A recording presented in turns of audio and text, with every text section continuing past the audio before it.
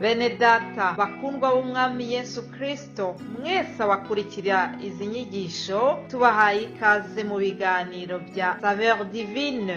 Ibi biganiro mu bitegurirwa n'abavugabutumwa bwiza batandukanye, akaba ari umuhamagaro ugendera ku ijambo ry'Imana byanditse mu gitabo cy'ubutumwa bwiza uko bwanditswe na Matayo ibice 24 umurongo wa 14. Kandi ubutumwa bwiza bw'ubwami buzigishwa mu isi yose ngo bube ubuhamya bwo guhamiriza amahanga yose, nibwo imperuka izahera ko ize. Ibi biganiro mubikurikira ku channel ya YouTube yitwa Saveur Divine. Tubifurije kugubwa neza. Imana Data ari nayo So ibaha umugisha.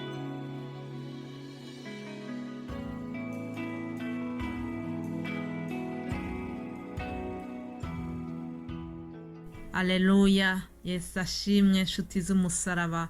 Bakundwa nshuti mwese abakurikira ibi biganiro bya Saveur Divine, ndabaramukije mu izina ry'umwami wacu Yesu Kristo. Amahoro ye atanga abane namwe. Zaburi 118 murongo wa 24 uratubwira ngo uyu ni wo munsi Uwiteka yaremye, turawishimiramo, turawunezererwamo. Aleluya.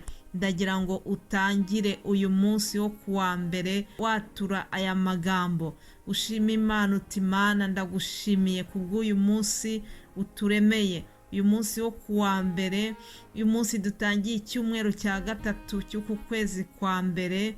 Uyu munsi ndawaturamo ibyishimo bituruka kuri Yesu.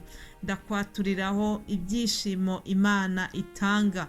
Ndakwaturiraho amahoro ya Kristo, amahoro adasanzwe, ya yandi yaraze abigishwa be ubwo yaragiye kuva muri iyi si, akabasabira amahoro ngo mbasigiye amahoro yanjye atari nk'ay'ab'isi batanga. Aleluya. Ndakwifuriza kugira ngo amahoro ya Yesu Kristo atahe umutima wawe kuri uyu munsi utangira icyumweru. Ndakwifuriza kugira ngo uyu munsi dutangiye uwunezererwemo mu izina rya Yesu Kristo. Nakunze umuririmbi waririmbye akavuga ngo nta wundi wasa na Yesu, nta wundi wasa na Yesu. Izina rya Yesu riri hejuru y'ayandi mazina yose. Ni izina rikomeye, ni izina dukirizwamo, ni izina twaherewemo agakiza, ni izina riri hejuru y'ayandi mazina yose. Reka twature iri zina rya Yesu mu gutangira uyu munsi. Rya zina dukirizwamo indwara zose, za kanseri, za diyabete, za sida. Haleluya. Ndashima izina rya Yesu mu gutangira iki cyumweru. Reka rero amahoro ya Yesu Kristo abane namwe. Izina rya Yesu rikomeze rirangurure mu buzima bwanyu bw'uyu munsi. Aleluya. Ikaze rero wowe wumva ibi biganiro, waba ubyumvise bwa mbere cyangwa se ari waba umenyeranye natwe muri iyi ministeri ya Saveur Divine. Turakwakiriye n'amahoro ya Kristo. Reka twakirane nanone muri aya magambo tubona mu Abefeso igice cya mbere.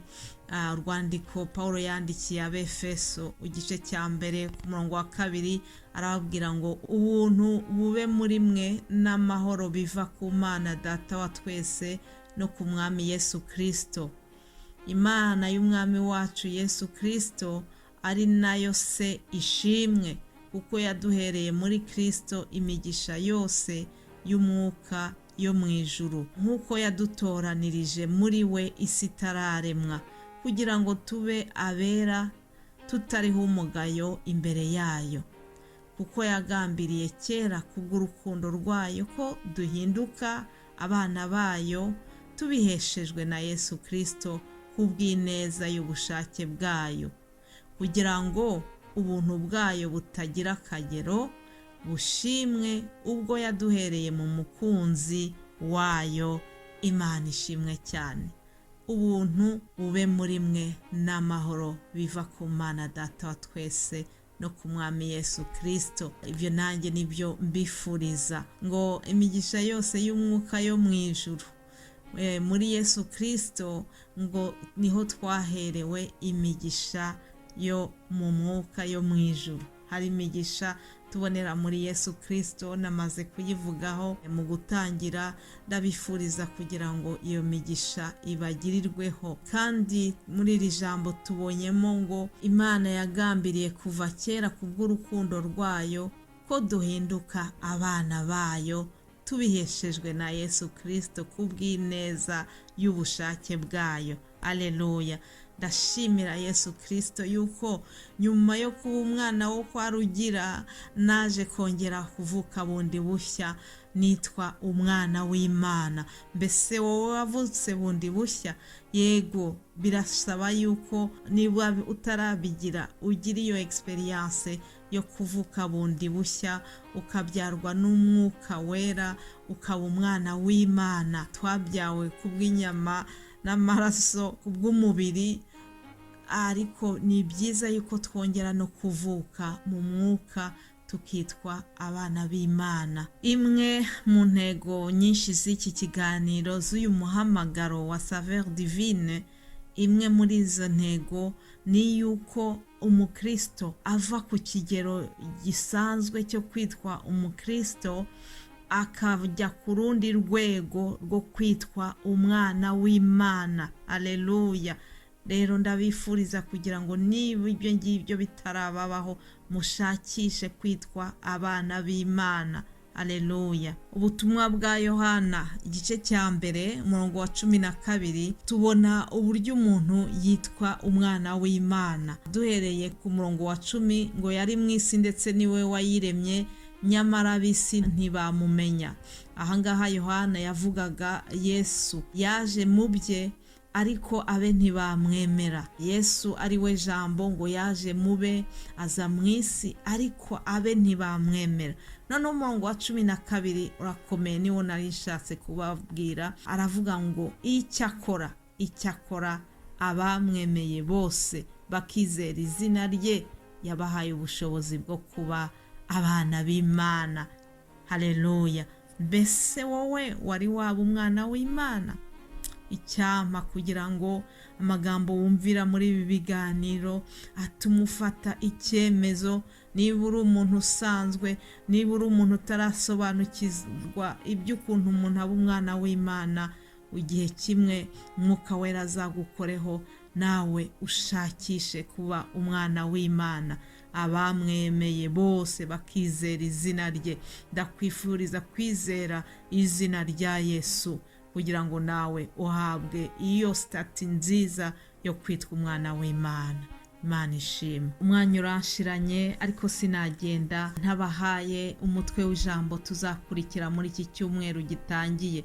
Muzi neza yuko buri gihe umunsi wa mbere mbaha umutwe w'ijambo tuzakurikira. Bene data, Imana yahaye impano nziza yo kugabura ibyayo. Ndabashimira, nshimira Imana kubw'umuhamagaro mwiza yabahaye wo kugira ngo babagezeho nabo ijambo ry'Imana, kandi babikora neza. Imana ibaha umugisha. Babandi bose babagezaho ubu butumwa kuva kuwa 2 kugeza kuwa 5. Imana twese ikomeze itwagure kandi iduhane umugisha. Rero tuzabona iri jambo rivuga ngo nta yindi Imana ibasha gukiza bene ako kageni.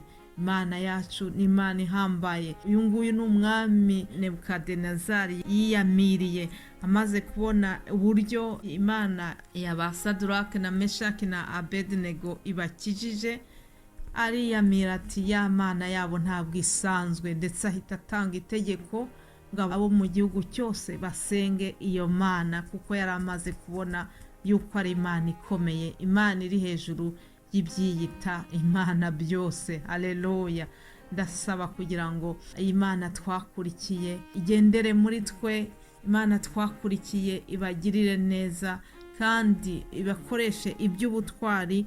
Mukomeze muyizere, mukomeze mube abatayikoze isoni nk'uko aba basore babigenje, bigatuma ndetse uriya mupagani nawe ahindura agahindukirira ya Mana yabo.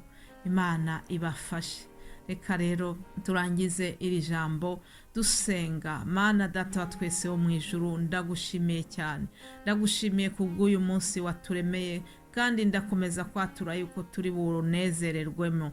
Sabiye mwene data wese uzumva rino jambo kugira ngo umuhe kunezererwa muri wowe, kugira ngo kandi ya migisha yose waduhereye muri Yesu Kristo imugirirweho mu izina rya Yesu. Ariko umugisha wa mbere ni uwo kukumenya, ni uwo kwakira Yesu Kristo nk'umwami n'umukiza, hanyuma umuntu akitwa umwana wawe. Nibyo nifurije buri muntu wese uzakurikira rino jambo. Imana ikomeze itwagure mu izina rya Yesu Kristo. Amen, amen.